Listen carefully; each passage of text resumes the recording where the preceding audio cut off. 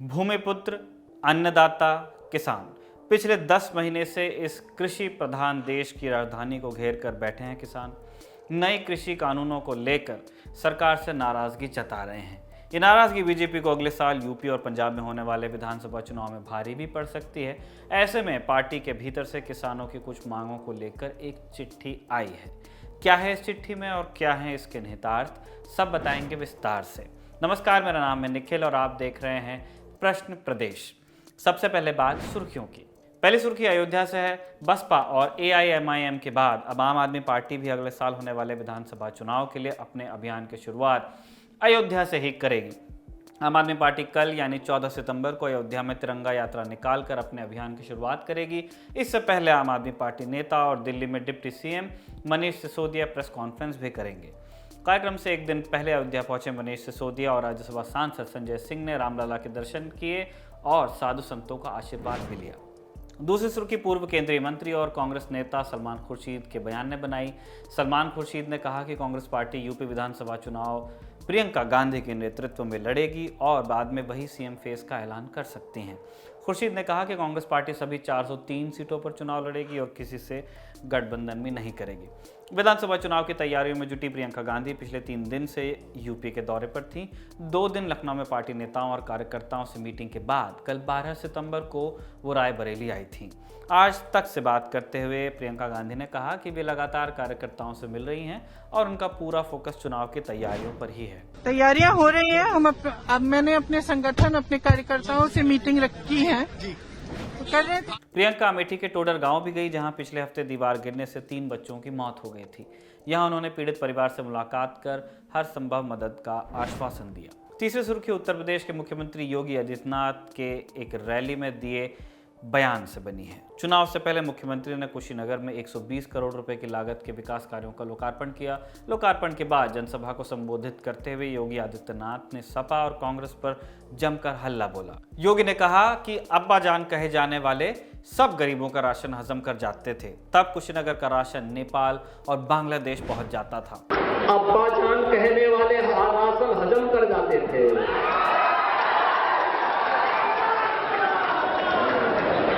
तब कुशीनगर का राशन नेपाल पहुंच जाता था, बांग्लादेश पहुंच जाता था। और आज कोई गरीबों का राशन निकलेगा तो राशन तो नहीं निकल पाएगा, लेकिन जेल जरूर चला जाएगा। और भाइयों बहनों, यही संकल्प लेकर के हम लोग चले। पहले इन गरीबों की नौकरी पर अब्बा जान कहने वाले डकैती डाल देते थे। पूरा परिवार झोला लेके निकल पड़ता था और झोला लेकर के वसूली में लगता था। लेखपाल की नौकरी निकली तो एक परिवार के लोग, एक खानदान निकल पड़ता था वसूली करने के लिए। 7 लाख, 8 लाख, 10 लाख रुपया दो और फिर किसी भी योग्य व्यक्ति का सिलेक्शन नहीं होता था। अध्यापक की नौकरी लगती थी, पैसा भी जाता था, नौकरी भी नहीं लगती थी। पुलिस की भर्ती निकलती थी, पैसा भी चला जाता था और नौकरी भी नहीं निकलती थी। भाइयों बहनों, पिछले 4.5 वर्ष के दौरान 4.5 लाख नौजवानों को नौकरी दी है। 4.5 लाख नौजवानों को। ये महिला आरक्षी जितनी खड़ी है, सब इसी दौरान भर्ती हुई है। किसी ने सिफारिश की है और किसी ने न पैसा दिया है। हाँ, अब्बा जान कहने वाले बहुत सारे मजनों को खूब सालों भी जरूर सिखा देती है।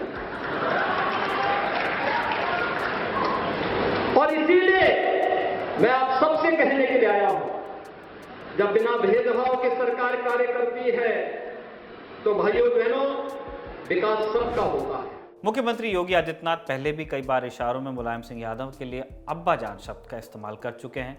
समाजवादी पार्टी के सदस्यों ने विधानसभा में इस पर हंगामा भी किया था। 12 सितंबर को एक बार फिर से जब योगी ने अब्बा जान शब्द का इस्तेमाल कर तंज कसा तो विपक्षी दलों की ओर से कड़ी प्रतिक्रिया आई। राजद सांसद मनोज झा ने योगी आदित्यनाथ के बयान को घटिया बताते हुए कहा कि ये उस व्यक्ति का बयान है जिसकी संकीर्ण सोच है। ये उनके लिए अद्भुत ये क्षण है कि उन्होंने एक घटिया, असंसदीय, अशोभनीय बयान दिया और उनकी उपलब्धि है कि हम उस पर प्रतिक्रिया दे रहे हैं। ये बयान क्या दर्शाता है? इस व्यक्ति की सोच एक संकीर्ण दायरे से ऊपर उठ ही नहीं पाई। बीजेपी आलाकमान भी परेशान है। मैं अभी घूम के आया हूं उत्तर प्रदेश में, आक्रोश है, गुस्सा है, क्योंकि गंगा में बहती लाशों के मध्य ये व्यक्ति नजर नहीं आ रहे थे।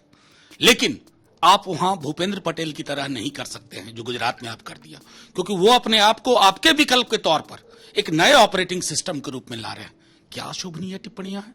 बांग्लादेश के बारे में आपने टिप्पणी की, एकमात्र देश है हमारे पड़ोस में जो हमारे पक्ष में खड़ा रहता है। प्रधानमंत्री जी कैसे संभालेंगे? ये डिप्लोमेटिक डिजास्टर भी है इनके बयान में। इसलिए मैं कहता हूं इस तरह के बयान ये दर्शाते हैं कि इस व्यक्ति के पास लोगों को ऑफर करने के लिए कुछ भी पॉजिटिव नहीं है। वहीं कांग्रेस प्रवक्ता गौरव वल्लभ ने कहा कि योगी आदित्यनाथ को सीरियसली नहीं लेना चाहिए। देखिए, योगी जी के बयान को बहुत सीरियसली लेने की कोई ज़्यादा ज़रूरत नहीं, क्योंकि उनको अभी तक लखनऊ और कलकत्ता का भेद भी नहीं पता, भारत और अमेरिका का भेद में भी वो फंसे हुए हैं। समस्या ये है कि अगर योगी जी की बात को एतबार कर लिया जाए तो क्यों हंगर इंडेक्स में भारत 94 पायदान पर है 107 देशों में।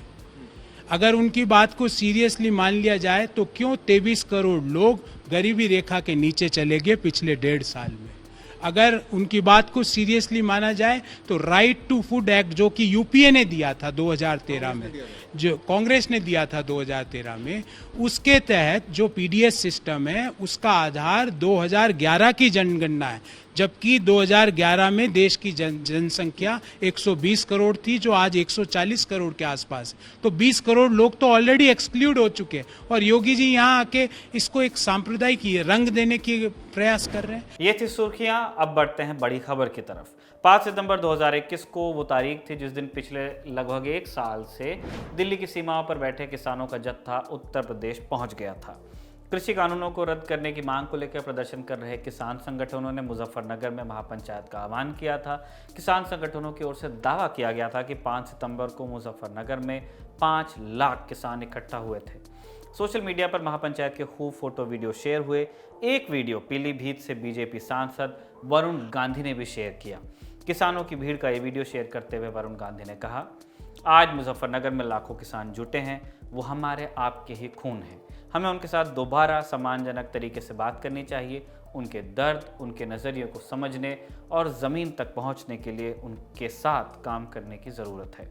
किसान महापंचायत के ठीक 1 हफ्ते बाद यानी 12 सितंबर को वरुण गांधी की ओर से एक और ट्वीट किया गया। ट्वीट के साथ में एक पत्र भी था जो कि उत्तर प्रदेश के मुख्यमंत्री योगी आदित्यनाथ को संबोधित था।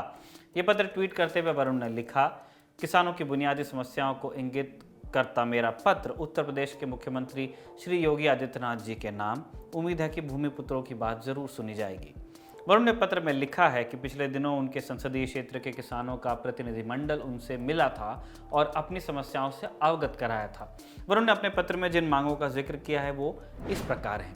गन्ना किसानों की आर्थिक समस्याओं, बढ़ती लागत और महंगाई को देखते हुए सरकार गन्ना किसानों की मांग के अनुसार आगामी सत्र से गन्ने के रेट बढ़ाकर कम से कम 400 रुपये प्रति क्विंटल घोषित करे और तत्काल सारा बकाया भुगतान करना सुनिश्चित करे।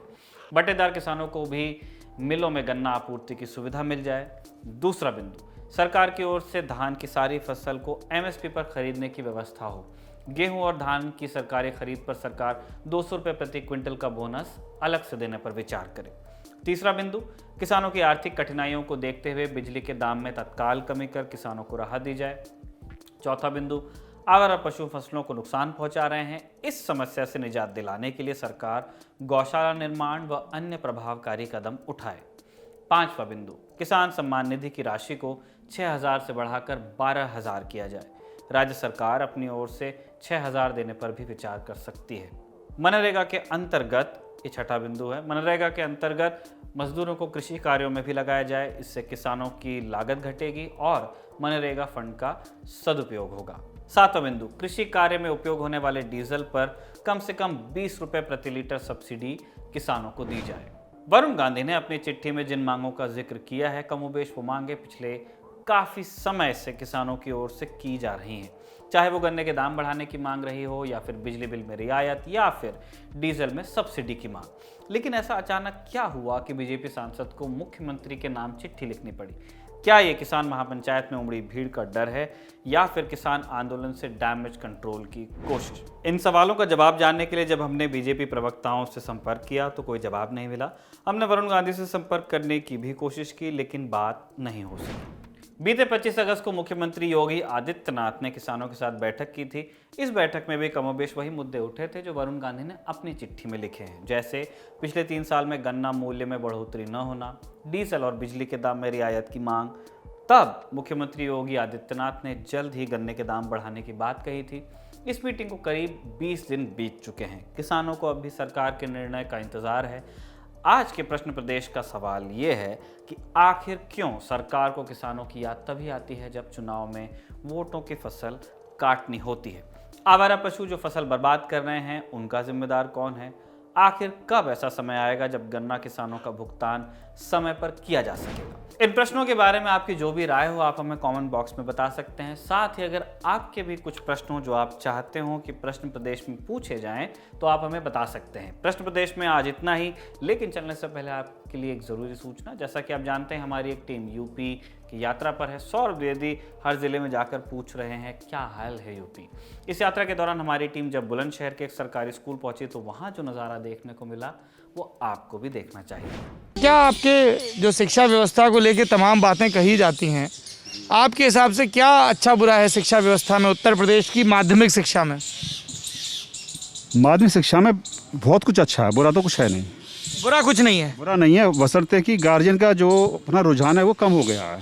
वो ये सोचते हैं कि इंग्लिश मीडियम पढ़ा करके बच्चा पता नहीं कितना काबिल हो जाएगा, जबकि सारे जो नए बच्चे आ रहे हैं, आयोग से आ रहे हैं, चयन होकर आ रहे हैं, सारे वेल क्वालिफाइड होते हैं। आपके बच्चे कहाँ पढ़े हैं? मेरा बच्चा जामिया मिलिया इस्लामिया दिल्ली में पढ़ रहा है, गवर्नमेंट कॉलेज में पढ़ रहा है।